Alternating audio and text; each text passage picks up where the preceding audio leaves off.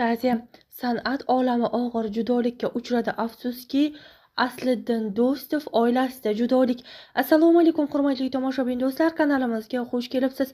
O'zbekistonda hamda jahonda sodir bo'layotgan eng tezkor va dolzarb mavzularni o'tkazib yubormaslik uchun kanalimizga obuna bo'lib, videoroliklarimiz davomida bor yo'g'i bir donadan layk hamda podpisatsiya tugmachalarini bosib qoldirishni unutmang. Taniqli xonanda Asliddin Do'stov oilasida og'ir judolik yuz berdi.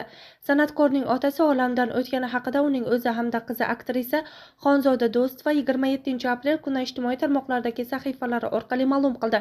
Mazkur xabar san'at ixlosmandlari va keng jamoatchilik tomonidan chuqur qayg'u bilan qabul qilindi.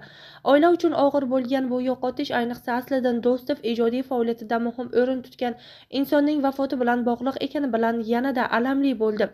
San'atkor avvalgi intervyularidan birida otasi haqida iliq xotiralar bilan so'zlab, uning hayotidagi beqiyos o'rnini alohida ta'kidlagan edi.